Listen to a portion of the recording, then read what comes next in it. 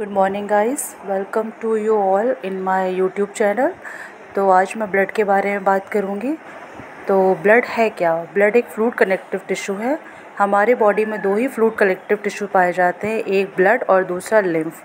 तो इस वीडियो में आज मैं ब्लड के बारे में बात करूँगी। तो ब्लड की जो प्रॉपर्टी है, ब्लड जो होता है वो रेड इन कलर होता है। रेड क्यों होता है? क्योंकि इसमें हीमोग्लोबिन नाम का पिगमेंट पाया जाता है। इसका pH 7.4 होता है। स्पेसिफिक ग्रेविटी 1.043 होती है। विस्कस होता है। अब बात करेंगे कि ब्लड में कौन कौन से कंपोनेंट पाए जाते हैं, मतलब ब्लड जो होता है वो किन किन चीज़ों से मिलके बना हुआ होता है। तो ब्लड में बेसिकली दो मेन कंपोनेंट होते हैं। पहला होता है उसमें प्लाज्मा और दूसरा होता है उसमें फॉर्म्ड एलिमेंट, जिसको हम ब्लड कॉर्पस्कल भी कहते हैं और इसी को हम पैक्ड सेल उस सेल वॉल्यूम भी कहते हैं। तो जो प्लाज्मा होता है वो 60 to 70% होता है, जबकि जो फॉर्म्ड एलिमेंट होता है जिसमें सेल्स होती हैं, जो आरबीसी, डब्ल्यूबीसी और प्लेटलेट्स होती हैं, ये होता है 30 से 40%। तो अब बात करते हैं कि प्लाज्मा में क्या क्या होता है। तो प्लाज्मा में होता है सॉलिड, लिक्विड और गैस, तीन तरह के कंपोनेंट होते हैं, जिसको मैंने अपने नोट्स में भी शेयर कर रखा है। तो जो सॉलिड कंपोनेंट होता है वो लगभग 10% होता है और वाटर कॉन्स्टिट्यूएंट जो होता है वो लगभग 90% होता है। तो प्लाज्मा में जो मेजर कंपोनेंट होता है वो वाटर होता है, जैसा कि मैंने पहले बताया, और सॉलिड और गैस कंपोनेंट मिलकर 10% होते हैं लगभग। अब बात करें गैस की, तो गैस होती है उसमें ऑक्सीजन और कार्बन डाइऑक्साइड, क्योंकि जो टिश्यू और लंग्स लेवल पे जो एक्सचेंज होता है वो ब्लड से ही होता है। ऑक्सीजन और कार्बन डाइऑक्साइड का जो भी ट्रांसपोर्टेशन होता है वो ब्लड के माध्यम से ही होता है। अगर हम सॉलिड की बात करें तो सॉलिड भी दो तरीके के होते हैं, एक तो ऑर्गेनिक सब्सटेंस और इनऑर्गेनिक सब्सटेंस। तो ऑर्गेनिक सब्सटेंस में जैसे है प्रोटीन। तो प्रोटीन जो होती हैं, मेजर प्रोटीन होती है albumin, globulin, prothrombin and fibrinogen. इसी तरीके से हम फैट की बात करें तो इसमें लिपिड होता है। कार्बोहाइड्रेट जो है तो ग्लूकोज होता है।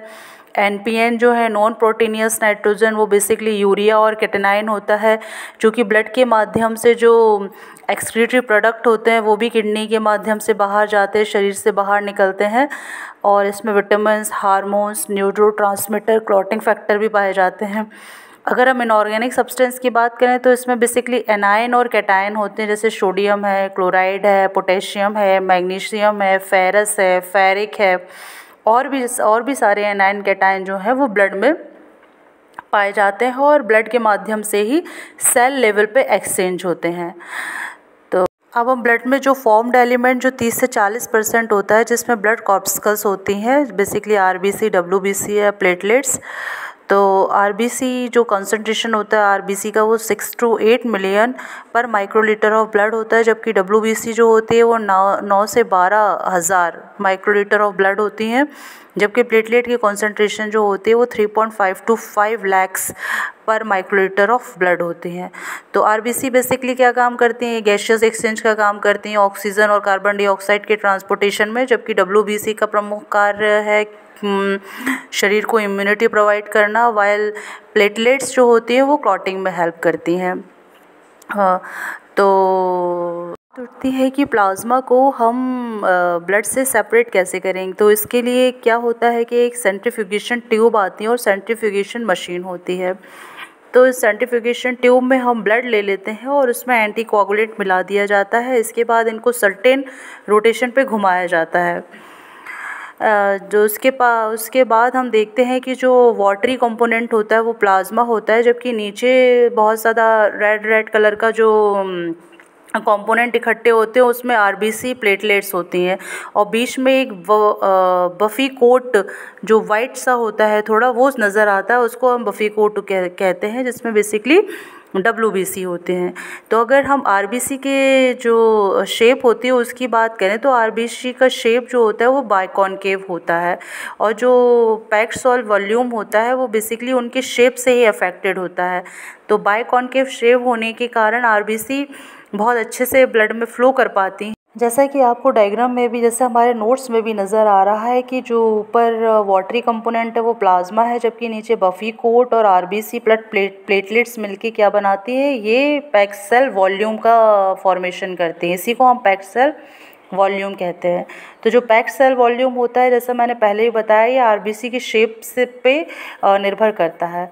तो स्फेरोसाइटोसिस में क्या होता है कि जो आरबीसी की शेप हो जाती है वो स्फेरिकल हो जाती है। तो जब पैक्ड सेल वॉल्यूम हम काउंट करते हैं तो इसमें प्लाज्मा बहुत ज़्यादा एंट्रैप हो जाता है स्फेरिकल आरबीसी के बीच में। तो इससे क्या होता है, पैक्ड सेल वॉल्यूम बढ़ जाता है। इसलिए स्फेरोसाइटोसिस के केस में पैक्ड सेल वॉल्यूम बढ़ जाएगा। अब हम बात करें कि सीरम क्या होता है। अक्सर बच्चों को कन्फ्यूज़न हो जाती है कि प्लाज्मा और सीरम में क्या अंतर है। तो प्लाज्मा कलेक्शन के दौरान अगर हमको प्लाज्मा कलेक्ट करना है तो हमको ब्लड में एंटीकोआगुलेंट मिलाना पड़ेगा। अगर हम ब्लड में बिना एंटीकोआगुलेंट मिलाए यूं ही रख देते हैं कुछ टाइम के लिए, तो ऊपर जो येलो येलो सा सब्सटेंस इकट्ठा हो जाता है उसको हम सीरम कहते हैं। तो सीरम क्या होता है, प्लाज्मा माइनस फिब्रिनोजन, यानी कि जो उसमें फिब्रिनोजन होता है वो क्लॉटिंग में यूज़ हो जाता है, इसलिए फिब्रिनोजन प्रोटीन उसमें नहीं पाई जाती। तो फैक्टर 258 नहीं पाया जाता, इसको आप लोग याद कर लीजिएगा। और सीरोटोनिन की कंसंट्रेशन बहुत हाई होती है क्योंकि प्लेटलेट ब्रेकडाउन जो कि क्लॉटिंग में हेल्प करती हैं ब्लड के, उस दौरान प्लेटलेट्स का बहुत ज़्यादा ब्रेकडाउन होता है जिससे सीरोटोनिन कंसंट्रेशन ज़्यादा हो जाता है। Thank you for watching this video. और वीडियो बहुत लंबा हो रहा था, इसके कारण पेरिफेरल स्मेयर और फंक्शन ऑफ ब्लड के बारे में मैं नेक्स्ट वीडियो में शेयर करूँगी। यदि आपके कोई कमेंट है तो प्लीज़ कमेंट करके अवश्य बताएं। Thank you very much.